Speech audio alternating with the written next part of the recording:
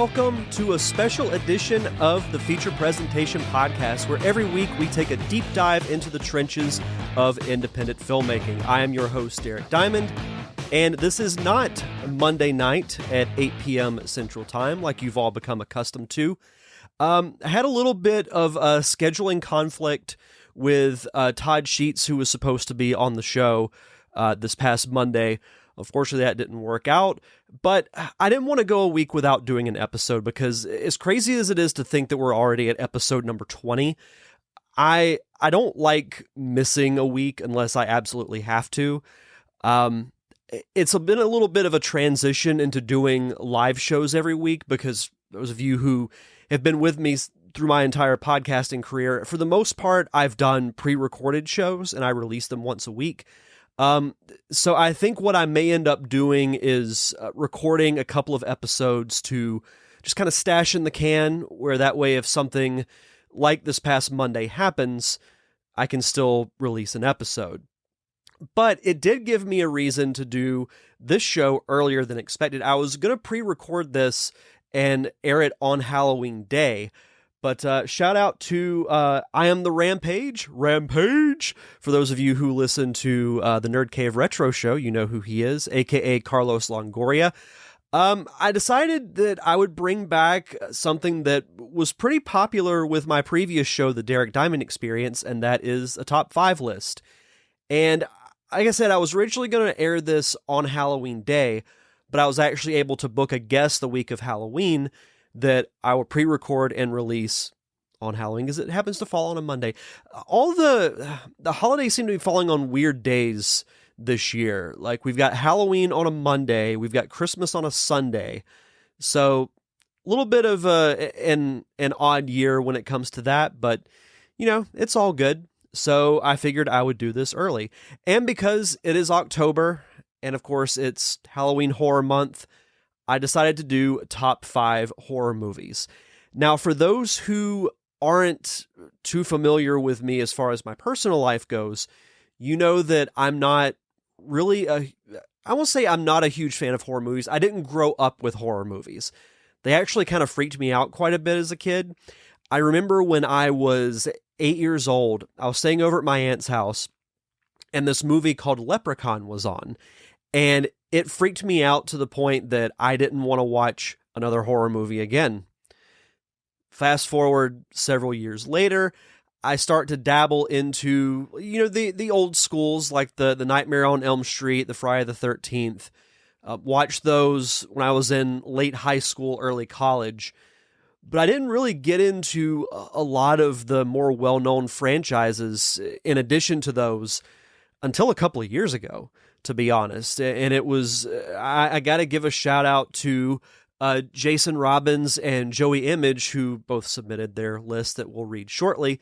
We were doing an episode of Nerd Cave Retro where we were talking about the original Halloween movies.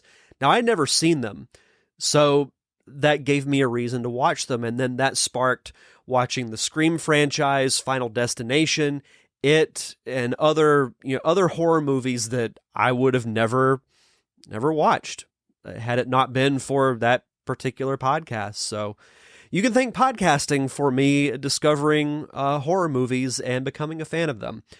So the way the top 5 works is, for those of you who have never listened to a top 5 list that I do before, I'm going to read my list from 5 to 1, list off some honorable mentions that just missed the cut. And then for those of you who follow the show on social at FeaturePresPod, I submitted a request for everyone to submit their lists, and I will read those a little bit later on in the show. I'll probably do these sporadically, like I might do a top 5 Christmas movies in December, depending on the guest situation. I do like doing the top 5 lists, but I don't like doing them on a regular basis because it takes away the specialness or the mystique of it, if you will. Because top 5s are such a cool discussion starter. You can list your top 5 and say, I Am the Rampage who's in the chat would have a completely different top 5. And it makes me think, Maybe I should have put that in my top 5, because usually the top 3 are pretty easy. It's that 4 and 5 that's always the toughest, because that's where you have to really make tough decisions on what you're going to include in your list or not. And there were 2 especially that maybe I should have put in my top 5 list, but they just missed the cut. So I'm going to read my my list, and then we'll get to everyone else's. So top 5 horror movies. Now, there are different subgenres of horror. There's like the psychological horror, there's horror/thriller, there's horror comedy. I've got a little bit of a variety in my list too. My number 5 is Halloween 3: Season of the Witch, which is widely considered the redheaded stepchild of the Halloween franchise because it doesn't include Michael Myers and has nothing to do with the original story. What people don't know is that John Carpenter wanted the Halloween series to be an anthology, where the stories would be different, but the commonality would be that they would take place around Halloween. Halloween 3: Season of the Witch comes out. People are confused. Well, where's Michael Myers? Why isn't he here? So they ditch that, and then they bring Michael Myers back for the 4th one. That being said, I quite enjoy Halloween 3. I know it has nothing to do, as I said, with the original story, but it stands well enough on its own that it's become a cult classic, and it's got a cool story to it. It has been hinted in the new Halloween movies, especially in Halloween Kills, that the Silver Shamrock Corporation, which is really like a big antagonist of Season of the Witch, does exist in the Halloween universe. Now, whether or not that carries over to Halloween Ends, I don't know. I actually think it'd be quite hilarious if it did, because I know it would upset a lot of the diehard Halloween fans. But that being said, I like Halloween 3. I like Tom Atkins in it. I thought he did a fantastic job. Conal Cochran was a really good villain. I like the masks. It's got a cool concept to it, incorporating Stonehenge. That's a very slight spoiler, but I didn't say how Stonehenge was incorporated into it. But yeah, that's my number 5. My number 4 is Zombieland, my horror/comedy entry. I cannot get enough of Zombieland. It might be in my top 10 favorite movies of all time. I love Woody Harrelson. I'd make the joke that he's done such a great job of playing Woody Harrelson all throughout his career, but he gets put in different situations, but to me, he plays the same character. But it works. Don't ask me how, but it works. I love him in this movie. I like Jesse Eisenberg, Emma Stone, and I think her name's Abigail Brenson, might be her name, as the 4 main characters. Hilarious movie. I think the zombie effects look really cool. I like Bill Murray's cameo. It's hilarious. Just such a fun movie. And it's still got enough of a horror element that I would put it in that genre. My number 3 is The Shining. It is a movie that I actually didn't discover until 2-3 years ago is when I watched it for the first time, after hearing a lot about it. But like I said, I didn't really grow up with horror movies, so I'm discovering a lot of them as an adult. Love the psychological standpoint behind it. I love that the story is so condensed and intimate that you really only feature 3 to 5 characters throughout the entire movie. So it is it's a really good psychological thriller. I really enjoy it. Jack Nicholson is terrific. It's just such a good movie. I really enjoy it. My number 2 is the original Halloween, released in 1978. I like the new sequels as well.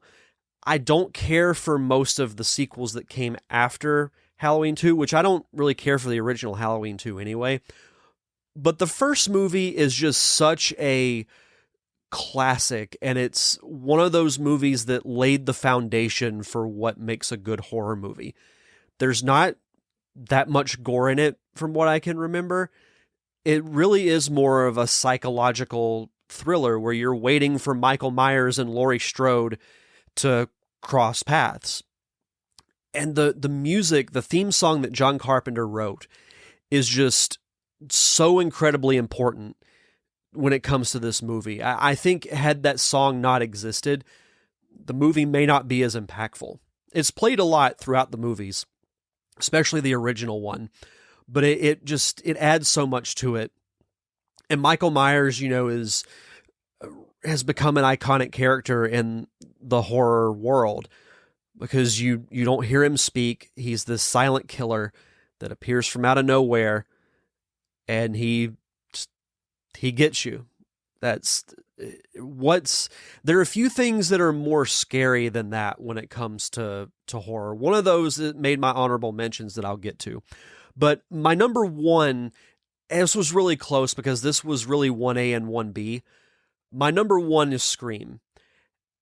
I say that because I'm such a sucker for the 90s culture and 90s nostalgia that I think Scream came along at the right time and put the horror medium on its head.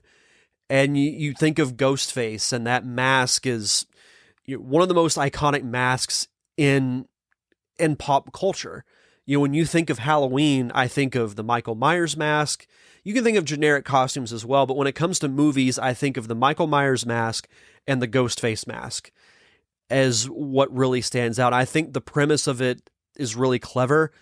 I like that it plays on horror franchise stereotypes, and it has just enough meta-ness that it works. It rides the line a little bit, but not too much that it's over the top.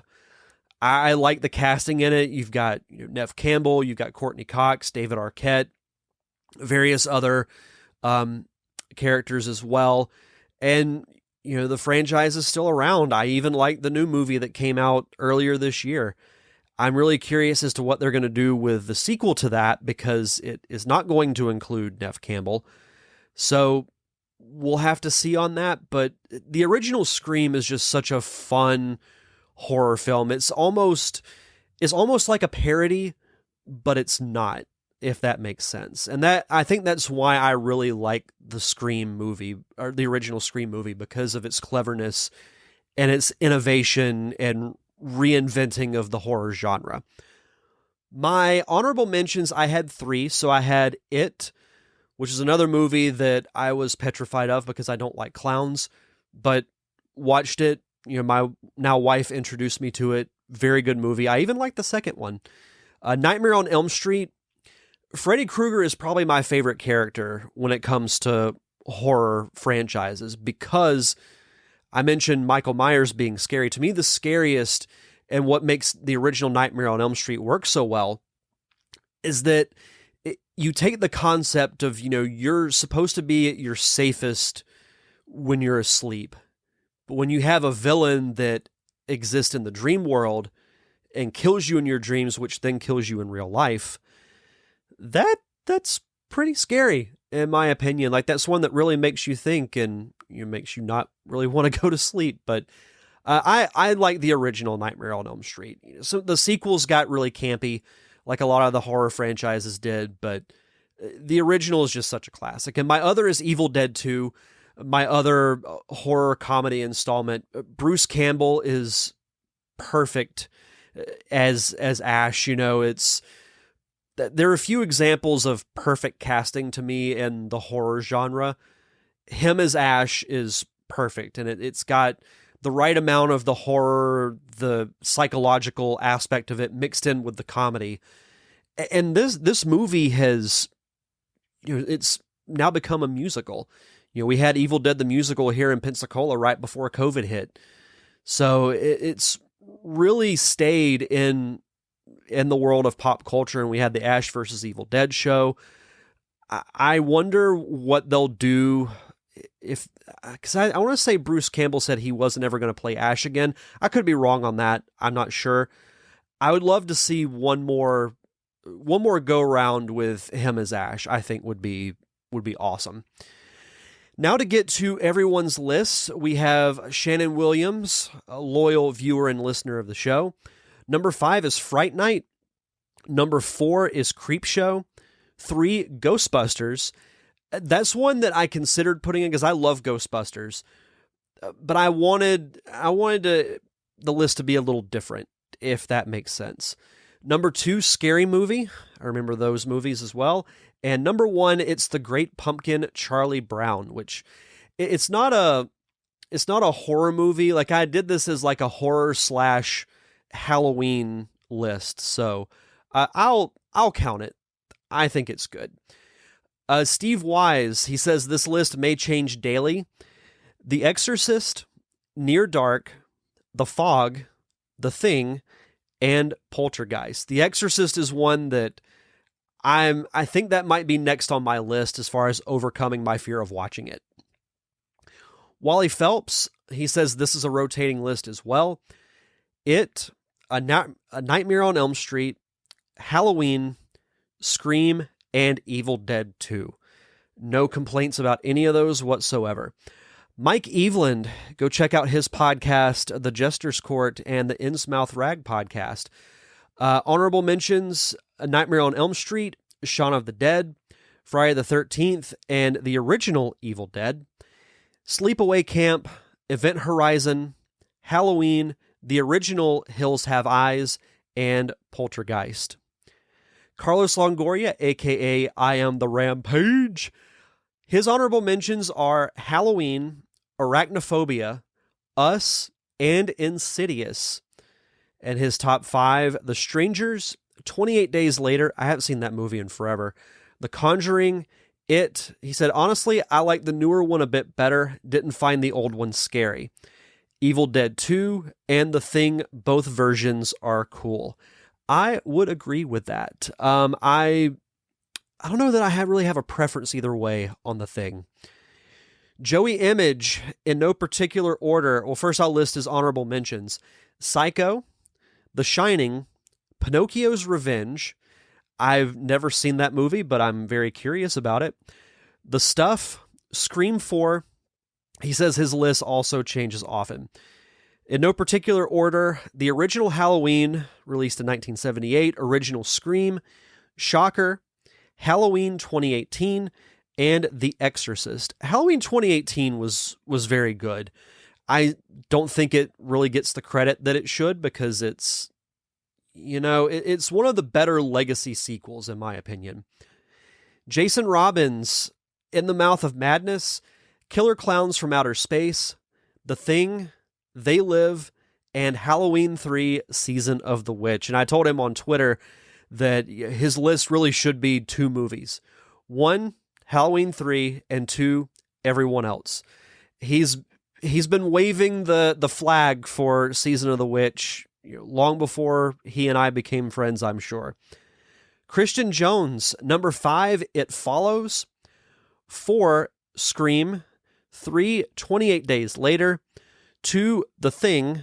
And number 1 is Halloween. Daniel Salmon, don't know if some of these are horror, but number 5, Chucky, aka Child's Play. Paranormal Activity, still scared to watch that one. 3, Final Destination, any of them really. I like the Final Destination movies. I think some of them obviously are better than others. I like the original. I think the more recent one, I like that they tied it into the original in a really clever way. There's supposed to be a new one that's going to be made. Very curious to see what they do with that. And then number 2 is The Cube. And number 1, Silent Hill. And last but not least, Samantha Diamond, my wonderful wife, aka the queen of the household. Number 5, Nightmare on Elm Street. Number 4, House of Wax. 3, It. 2, Scream. And number 1, Halloween. And speaking of Halloween, just if you're listening to this the day it drops, we have just one more day until, I guess technically 2, but I count the early releases as a day. We have one day until Halloween ends, and I'm very curious as to, no pun intended, how it ends. I've really enjoyed the new canon sequels that have come out. Halloween Kills was a little bit of a departure from the formula, but I don't necessarily think that was a bad thing. Very curious to see what they do with the new one. I know there's going to be a time jump, so we will see on that. I've only been going for about 20 minutes here. One thing I do want to throw out to the viewers and listeners, I know that a few weeks ago I did a kind of a first look on my latest short film, The Feature. I'm looking at potentially doing a premiere, hopefully in late November, sometime in December.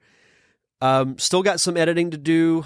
Still got to do the color correction and get the score written. So there's still a good bit to be done on that. I do plan on, in leading up to the movie's premiere, I will be bringing on some of the cast and crew to talk about our experiences making the movie. I'll probably do a multiple part episode. I did I guess you would call it a ensemble, or like a one big episode where I had the cast and a couple of the crew members, and we did just one big episode.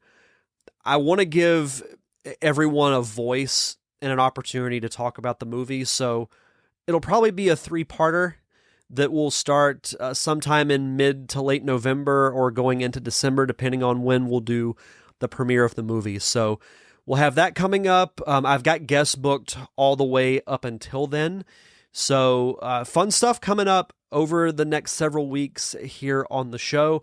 We'll be back this Monday at normal time, 8 p.m. Central Standard Time on YouTube. My apologies again for those who showed up and there was not an episode.